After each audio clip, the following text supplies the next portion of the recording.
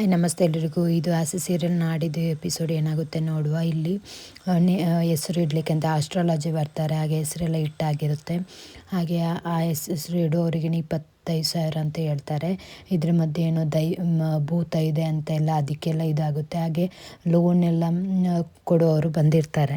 ಇಲ್ಲಿ ಶ್ರುತಿ ಹತ್ರ ರವಿ ಕೇಳ್ತಾನೆ, ನಿನಗೆ ನನ್ನಲ್ಲಿ ಕೋಪ ಇಲ್ಲಲ್ಲ, ಮನೋಜ್ ಹತ್ರ ಸ್ವಂತ ಶೋರೂಮ್ ಇದೆ, ಹಾಗೆ ಸ್ವಂತ ಮನೆ ತಗೊಂಡಂತ ಇಲ್ಲ, ನೀನು ಆದಷ್ಟು ಬೇಗ ಒಂದು ರೆಸ್ಟೋರೆಂಟ್ ಓಪನ್ ಮಾಡ್ತೀಯ, ನಿನ್ನ ಟ್ಯಾಲೆಂಟ್ ಬಗ್ಗೆ ನನಗೆ ಗೊತ್ತಿದೆ, ಆದರೆ ಮನೆ ಎಲ್ಲ ನನಗೆ ಏನಿಲ್ಲ, ಈಗ ನಾವು ಒಟ್ಟಿಗೆ ಇದ್ದೀವಲ್ಲ ಅದೇ ಥರ ಇದ್ರೇ ನನಗೆ ಇಷ್ಟ ಅಂತ ಹೇಳ್ತಾಳೆ. ಕೆಲವನವರು ಹೇಳ್ತಾರೆ, ನಿಮ್ಮ ಶೋರೂಮ್ ಇದಕ್ಕೆಲ್ಲ ಇದಾಗಿ ಒಂದು 2 ಕೋಟಿ ಕೊಡ್ಬೋದಲ್ಲ, 75 lakhs ಎಕ್ಸ್ಟ್ರಾ ಕೊಡ್ಬೋದಲ್ಲ, ಇಲ್ಲ ಕೊಡ್ಲಿಕ್ಕಾಗಲ್ಲ, ಇಷ್ಟೇ ಕೊಡ್ಲಿಕ್ಕಾಗೋದು ಅಂತ ಹೇಳ್ತಾರೆ.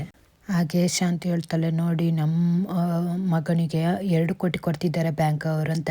ಅದಕ್ಕೆ ರವಿ ಹೇಳ್ತಾನೆ, ಅಮ್ಮ ನಾವು ಲೋನ್ ಬೇಕಂತ ಹೇಳಿದಾಗ ಅವ್ರು ಬಂತಾರೆ, ಆದರೆ ಲೋನ್ ಕಟ್ಟಿಲ್ಲದ್ರೆ ನಮ್ಮ ಹಿಂದೆ ಅವರೇ ಬರ್ತಾರೆ ಅಂತ, ಆದರೆ ನನ್ನ ಮಗ ಸರಿಯಾಗಿ ಕಟ್ತಾನೆ ಅಂತ ಹೇಳ್ತಾರೆ. ಹಾಗೆ ಸೂರ್ಯನು ಹೇಳ್ತಾನೆ, ಊಟ ಎಲ್ಲ ತರ್ತಾನೆ. ಹಾಗೆ ಇಲ್ಲಿ ರೋಹಿಣಿ ಮತ್ತು ಮನೋಜ್ ಮಾತಾಡ್ತಾ ಇರ್ತಾರೆ. ಉಳಿದ 75 ಲಕ್ಷಕ್ಕೆ ಏನು ಮಾಡೋದು, ನನಗೊಂದು ಐಡಿಯಾ ಗೊತ್ತಾಗಿದೆ, ಬಾ ಹೋಗು ಅಂತ. ಹಾಗೆ ಸೂರ್ಯನಿಗೆ ಹೇಳ್ತಾನೆ ರವಿ, 2 ಕೋಟಿ ಲೋನ್ ಸ್ಯಾಂಕ್ಷನ್ ಆಗಿದೆ ಅವನಿಗೆ ಅಂತ, ಅಲ್ಲ 25 ಲಕ್ಷನೇ ಇಟ್ಕೊಂಡು ಓಡಿದ, ನೀನು 2 ಕೋಟಿ ಇಟ್ಕೊಂಡು ಓಡಿಲ್ಲದ್ರೆ ಸಾಕು, ಅವರನ್ನೆಲ್ಲ ಕರಿ ಊಟ ಮಾಡುವ ಅಂತ.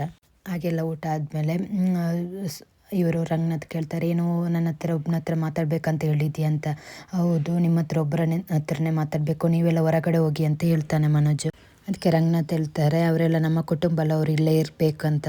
ನನಗೆ 75 ಲಕ್ಷ ಬೇಕು ನಿಮ್ಮಿಂದ ಅಂತ. ಅಲ್ಲ, ನಿನಗೆ ಗೊತ್ತಿದ್ದು ಗೊತ್ತಿಲ್ಲದೆ ಮಾತಾಡ್ತಿದ್ದೆ, ನನ್ನಲ್ಲಿ ಅಷ್ಟು ಅಮೌಂಟ್ ಎಲ್ಲಿಂದ ಬರುತ್ತೆ ಅಂತ ಕೇಳ್ತಾರೆ. ಆಗ ಸೂರ್ಯ ಹೇಳ್ತಾನೆ, ನಿಮ್ಮಿಂದ ತಗೊಂಡು 27 ಲಕ್ಷ ಕೊಡಲಿಕ್ಕಾಗಿಲ್ಲ, ನೀವು ಹಂಗೆ ಬೇರೆಯವರಿಂದ ತಗೊಂಡು ಬಂದಿದ್ದೀರಾ ಅಂತ ಅಂದ್ಕೊಂಡಿದ್ದಾನೆ ಅಂತ.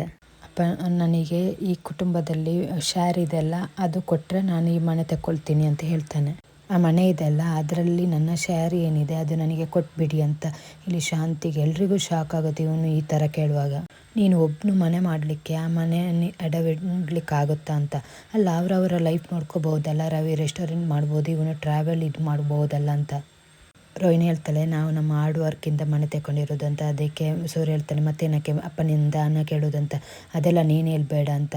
ಈ ಮನೆ ಯಾವುದೇ ಥರಕ್ಕೂ ಅಡವಿಡ್ಲಿಕ್ಕಾಗಲ್ಲ ಅಂತ ಸೂರ್ಯ ಹೇಳ್ತಾನೆ, ನೀನು ಹೇಳ್ಬೇಡ ಅಪ್ಪ ಅಂತ ಕೇಳ್ತಾನೆ. ಈ ಮನೇನ ಮಾವ ಶಾಂತಿ ಹೆಸರಿಗೆ ಕೊಟ್ಟಿದ್ದಾರೆ ಮದುವೆ ಆಗುವಾಗ. ಹಾಗೆ ಅವಳು ಏನಾದರೂ ಮಾಡ್ಕೋಬಾರ್ದು ಆ ಮನೆಯನ್ನಂತ ನನ್ನ ಹೆಸರಿಗೂ ಮಾಡಿದ್ದಾರೆ, ಆದರೆ ಆ ಮನೆಯನ್ನು ನಾನು ಇರುವ ತನಕ ಏನು ಮಾಡಲಿಕ್ಕಾಗಲ್ಲ ಅಂತ ಹೇಳ್ತಾರೆ. ಆ ಮನೆ ನಂದು ಮಾತ್ರ ಅಲ್ಲ, ಅಮ್ಮಂದು. ಯಾವತ್ತೂ ಎಲ್ಲದಕ್ಕೂ ಸಪೋರ್ಟಾಗಿ ಮಾತಾಡೋಳು ಸುಮ್ಮನೆ ಇದ್ದಾಳೆ ಅಂದರೆ ಅದರಲ್ಲೇ ಗೊತ್ತಾಗುತ್ತೆ ನಿನಗೆ ಅವಳಿಗೂ ಇಷ್ಟ ಇಲ್ಲ ಅಂತ ಹೇಳ್ತಾರೆ.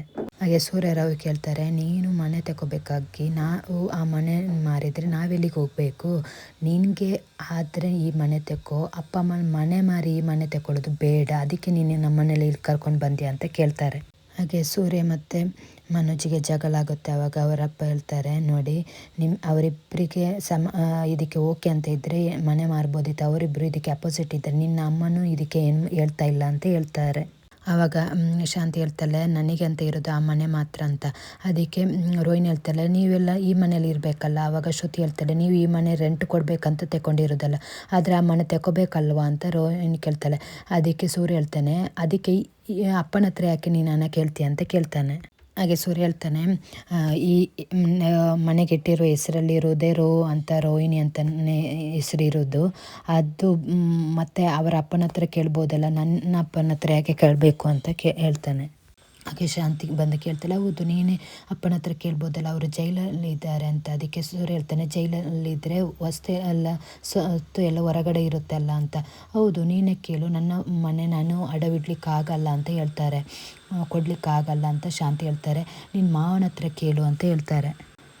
ರೋಹಿಣಿಗಂತೂ ಶಾಕ್ ಆಗುತ್ತೆ, ಏನು ಮಾಡೋದು, ಸುಳ್ಳು ಹೇಳಿ ಮಲೇಷ್ಯಾ ಅಪ್ಪ ಹಂಗೆ ಹಿಂಗೆ ಅಂತ ಹೇಳಿರ್ತಾಳೆ. ಇಲ್ಲಿ ನೋಡಿದರೆ ಎಲ್ಲರೂ ನಿನ್ನ ಅಪ್ಪನ ಹತ್ರ ಹಣ ಕೇಳು ಅಂತ ಹೇಳ್ತಾ ಇದ್ದಾರೆ, ಎಲ್ಲಿಂದ ತರೋದು ಇವಳು ಅಷ್ಟು 75 ಲಕ್ಷ. ಮತ್ತು ಎಲ್ಲರ ಎದುರು ಕಾಲ್ ಮಾಡಲಿಕ್ಕೆ ಏನು ಮಾಡೋದು ಅಂತ ನೋಡಿ ಅವಳ ಫ್ರೆಂಡ್ ಪೂಜನಿಗೆ ಫೋನ್ ಮಾಡ್ತಾಳೆ, ಆ್ಯಕ್ಟ್ ಮಾಡ್ತಾಳೆ, ಹೇಗಿದ್ದೀರಾ ಮಾವ ಹಂಗೆ ಹಿಂಗೆ, ಹಾಗೆ ಇಷ್ಟು 75 ಲಕ್ಷ ಬೇಕು ಅಂತಲೇ ಹೇಳ್ತಾಳೆ ಸುಮ್ಮನೆ. ಯಾಕೆಂದರೆ ಇವರೇ ಎದುರು ಒಂದು ಸ್ವಲ್ಪ ಆ್ಯಕ್ಟಿಂಗ್ ಮಾಡಬೇಕಲ್ಲ, ಇವಳು ಈ ಥರ ಯಾರಿಲ್ಲ ಮಾವಿಲ್ಲ, ಇವಳು ಯಾವುದೇ ಕೋಟ್ಯಾಧಿಪತಿ ಅಲ್ಲ ಅಂತ ಗೊತ್ತಾದರೆ ಎಲ್ಲಿ ಏನಾಗುತ್ತಾ ಅಂತ ಸುಮ್ಮನೆ ಆ್ಯಕ್ಟ್ ಮಾಡ್ತಾಳೆ. ಹಾಗೆ ಪೂಜೆ ಹೇಳ್ತಾಳೆ, ಜಾಸ್ತಿ ಜನ ಸುಳ್ಳು ಹೇಳ್ಬೇಡ, ಮತ್ತೆ ಒಂದಿನ ನಿನಗೆ ದೊಡ್ಡ ಪ್ರಾಬ್ಲಮ್ ಆಗ್ಬೋದು, ಹಣ ಇಲ್ಲ ಅಂತ ಹೇಳು ಮಾವನ ಹತ್ರ, ಆವಾಗ ಬೇಕಂತಲೇ ಫೋನ್ ಬೀಳುತ್ತೆ. ಏನಕ್ಕೆ ಮೀನಾ ಬರ್ತಾಳೆ, ಏನಾಯಿತು ಯಾಕೆ ಟೆನ್ಷನಲ್ಲಿದ್ದರೆ, ಟೆನ್ಷನ್ ಇಲ್ಲ, ಫೋನು ಕೈ ಜಾರಿ ಬಿತ್ತು ಅಂತ ಹೇಳ್ತಾಳೆ.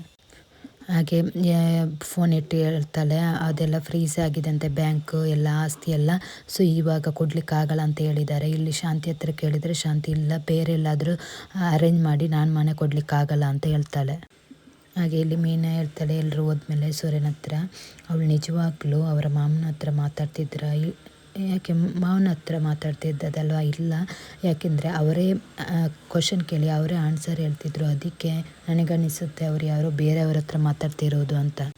ಹಾಗೆ ಕಡೆಗೂ ಇವರು ಮನೆ ಕೊಡಲಿಕ್ಕೆ ರೆಡಿ ಇಲ್ಲ ಶಾಂತಿ. ಸೊ ಏನು ಮಾಡ್ತಾನೆ ಮನೋಜು ಅಂತ ನೋಡುವ ನೆಕ್ಸ್ಟ್ ಎಪಿಸೋಡಲ್ಲಿ.